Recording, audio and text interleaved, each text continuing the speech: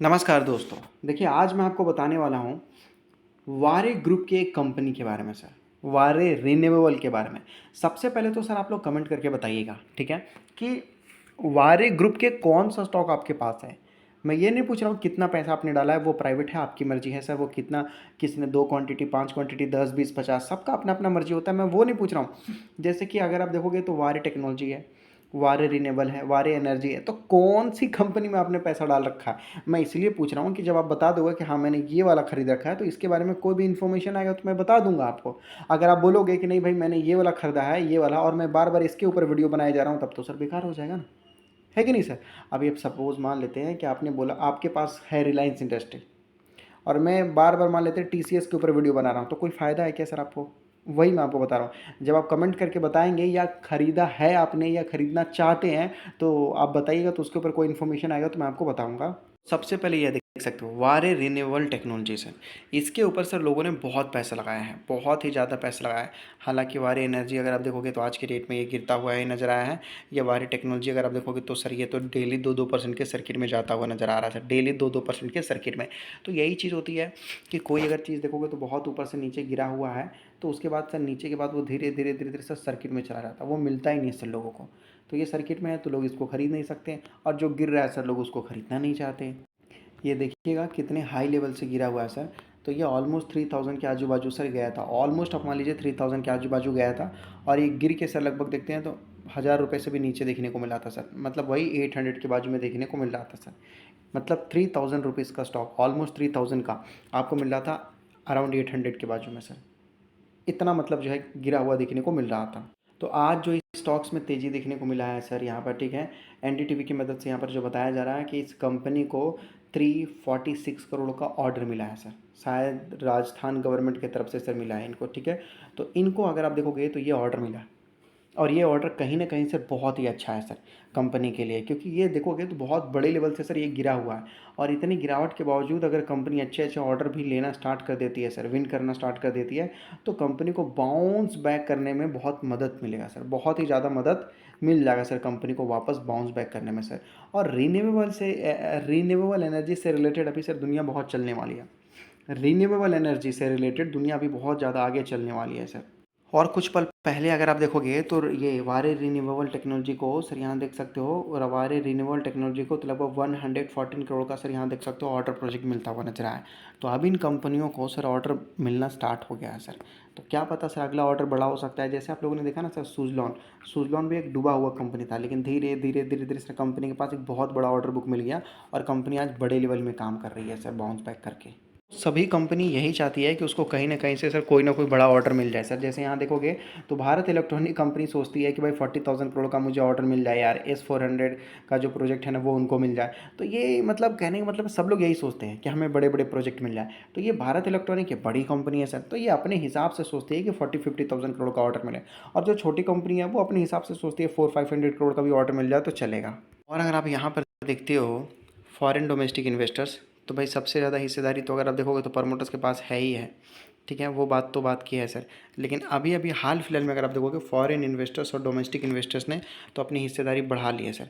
Maximum हिस्सेदारी जो 74-75% होना चाहिए वो प्रमोटर्स के पास है, वो प्रमोटर के पास है।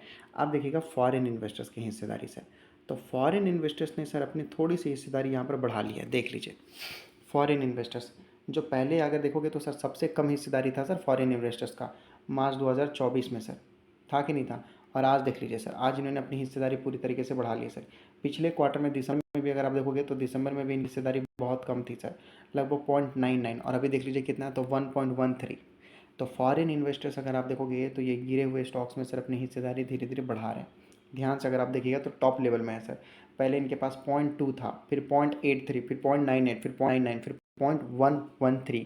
तो ये क्या कर रहे हैं सर, ये एवरेज कर रहे हैं एक्चुअल में।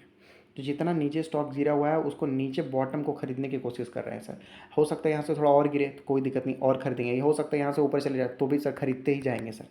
मतलब ऑलरेडी ये स्टॉक 70% गिरा हुआ है, तो ये लोग हर गिरावट में खरीदने की कोशिश कर रहे हैं ताकि जब ये बाउंस बैक मिले मारे तो उनको काफ़ी अच्छा बेनिफिट हो। आप डोमेस्टिक इन्वेस्टर्स के हरकत देखते हैं। डोमेस्टिक इन्वेस्टर तो डोमेस्टिक इन्वेस्टर्स के पास भी कुछ नहीं था 2024 में। अभी हाल फिलहाल इनके तो देख लीजिए जीरो ही था 2024 सितंबर में।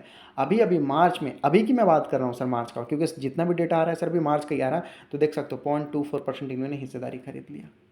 क्या नज़र आया इनको इस कंपनी में पता नहीं सर, गिरावट के बाद इतना मोटा पैसा लगाया जा रहा है सर। सोचो अगर किसी म्यूचुअल फंड ने सर इस कंपनी के अंदर पैसा लगा दिया तो सर मैं भी नहीं छोड़ूंगा सर, अगर लगाया तो। अभी तक तो लगाया हुआ नहीं है, अगर लगाया तो सर। हालांकि कंपनी का रेवेन्यू तो इंक्रीज़ होता हुआ नज़र आ रहा है 2021 से 2025 तक अगर देखेंगे तो धीरे धीरे कंपनी का रेवेन्यू इंक्रीज़ होता हुआ नज़र आ रहा था। पैसे कंपनी कुछ खास रेवेन्यू जनरेट नहीं करती थी, लेकिन फिर भी लोग पैसा लगा देते थे सर। अब ये कंपनी देखोगे तो लगभग प्रॉपर तरीके से कंपनी जो है अच्छा खासा रेवेन्यू जनरेट करना स्टार्ट कर रही है सर। 1597 करोड़ के आजू बाजू, कहाँ पहले मात्र 12-13 करोड़ के आजू बाजू का ही इनका रेवेन्यू जनरेशन था। अब चाहे तो साथ में कंपनी का बैलेंस शीट वगैरह देख लेते हैं सर एक बार, कि कंपनी क्या कर रही है सर। यहाँ पर कंपनी के पास रिजर्व एंड सरप्लस की बात कर लेते हैं तो 11 करोड़ से 435 करोड़ है सर आज के डेट में। मतलब कंपनी का रिजर्व बढ़ता हुआ नजर आया सर 2025 में सर। 2025 में यहाँ देख सकते हो 2024 और ये 2025 है, तो एक साल के अंतर देख लीजिए 238 करोड़ से 435 करोड़ है, जो कि लगभग डबल हो चुका है सर कंपनी का रिजर्व। लॉन्ग टर्म बोरिंग अगर देखेंगे तो पहले ये तो जीरो था, अभी 24 करोड़ का इन्होंने ले रखा है। चलो मान लेते हैं 24 करोड़ ले रखा है। इनोवेशन का advantage. Hey, what's the weather like? तो आप थोड़े बहुत ऐड वगैरह भी आते हैं सर, ये कहीं भी कोई चीज़ फ्री नहीं मिलता, तो ऐड देखना होगा तो ही आपको जानकारी देखने को मिलेगा। तो लॉन्ग टर्म बोरिंग अगर आप देखोगे तो पहले डेट फ्री था, अब लिया है सर इन्होंने, तो चलेगा 10,000 करोड़ की कंपनी के पास उतना चलेगा सर। शॉर्ट टर्म बोरिंग अगर देखोगे तो शॉर्ट टर्म बोरिंग पहले 10 करोड़ के आजू बाजू ले रखा था कंपनी ने, अभी 3 करोड़ कर दिया, लेकिन चलेगा। ये सबको अगर हम कंपेयर करते हैं सर रिजर्व से, तो कंपनी के पास बहुत पैसा है सर। मात्र कंपनी के पास मान लेते हैं जो भी सर कंपनी में थोड़ा बहुत डेट है, लेकिन सर कंपनी के पास 435 करोड़ का तो सर रिजर्व पड़ा हुआ है। तो कंपनी के पास सर रिजर्व में बहुत पैसा पड़ा हुआ साथ में।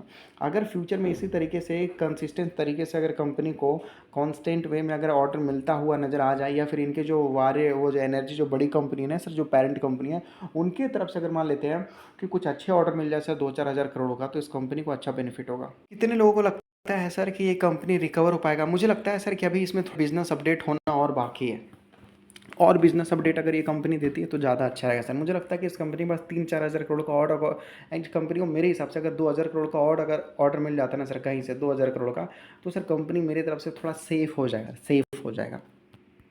और ये मैं इस वजह से बोल रहा हूँ क्योंकि ध्यान से समझिए, सरकार का 550 गीगावाट का टारगेट है सर आने वाले 2-3 सालों में। 550 गीगावाट का टारगेट है, जो कि 50 गीगावाट पर ईयर इनको करना है सर। अब आप सोच लो, ये तो सर इनिशियल टारगेट है, आने वाले फिर नेक्स्ट ईयर में, मतलब कहने का मतलब है 1000 गीगावाट का टारगेट हो सकता है सर। तो ये इंडस्ट्री बहुत बड़ा है सर, और ये गवर्नमेंट का टारगेट यहाँ पर इतना बड़ा रखा गया है सर, जिसकी वजह से इन सोलर वाले कंपनियों को बड़ा बेनिफिट देखने को मिलेगा सर। जिसकी वजह से इन सोलर वाले कंपनी को बड़ा बेनिफिट देखने को मिलेगा। क्यों?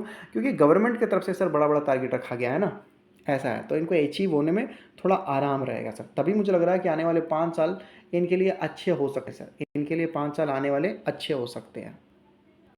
मतलब ये जो टाइम है ना सर, ये जो टाइम है वो कंपनी को इग्नोर करने वाला नहीं है सर, ये टाइम कंपनी को स्टडी करने वाला है सर। ये जो टाइम है ना सर, ये नहीं है कि चलो यार बेच के भाग जाते हैं, नहीं सर, ये टाइम कंपनी के अंदर दिमाग लगा के खरीदने का है सर। ये टाइम, क्योंकि सर स्टॉक 70% गिरा हुआ है, अगर इस टाइम अगर आप कंपनी को ख़राब बोलकर अगर आप चले जाओगे, और जिस दिन यही कंपनी कहाँ से कहाँ चले जाएगा, तो सर फिर अपने आप को बहुत मतलब गिल्टी महसूस होगा आपको सर, कि इतना अच्छा इतना सस्ता मिल रहा था और मैंने क्या से क्या कर दिया, है कि नहीं? तो समझिए, स्टडी कीजिए, सीखिए और आगे बढ़िए सर।